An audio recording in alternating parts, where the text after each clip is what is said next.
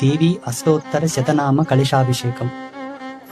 లలిత అష్టోత్తర నామాలు ఉంటాయి. ఒక్కొక్క నామానికి ఒక కలశం.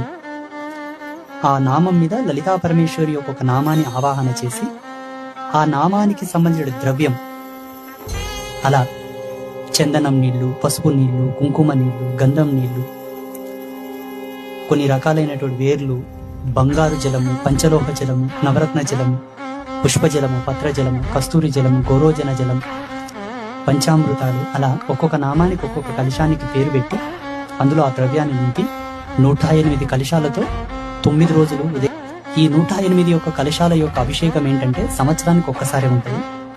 ముగ్గురమ్మలకు చేసేటటువంటి అద్భుతమైనటువంటి కైంకర్యం, విధి, ధర్మయుక్తమైనటువంటి తంతు. అది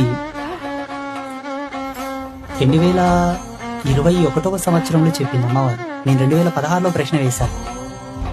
పంచామృతాభిషేకం అందరికి తెలుసు, పంచగంధముల అభిషేకం అందరికి తెలుసు. విశేషమైన అభిషేక ద్రవ్యములు ఏమని ఉంటే చెప్పు, నీకు అభిషేకం చేసుకోవడానికి అమ్మవారిని ప్రశ్న అడిగితే 2021లో దర్శనం ఇచ్చింది. ఆ 2021 నుంచి ఇంప్లిమెంట్ లో ఉంది. అంతకుముందు ఏదో చిన్నపాటిగా పసుపు కుంకుమ నీళ్లతోటి పంచామృతాలతో అభిషేకం చేసేవాళ్ళం, అలంకరణ చేసేవాళ్ళం, అంతే. ఇది ఒక విశేషమైనటువంటి తంతు కైంకర్యం. 9 రోజులు మాత్రమే చూడడానికి ఉంటుంది, మిగతా రోజులు లేదు. మళ్ళీ వసంత నవరాత్రుల్లో లేదు, ఓన్లీ శారద నవరాత్రుల్లో మాత్రం ఇది ఉంటుంది. ఈ 108 రకాల హారతులు, 108 రకాల అభిషేకములు కేవలం శారద నవరాత్రుల్లో, దసరా నవరాత్రుల్లో మాత్రమే ఉంటాయి. ఇది కూడా చాలా పరమ పావనమైనది, అద్భుతమైంది.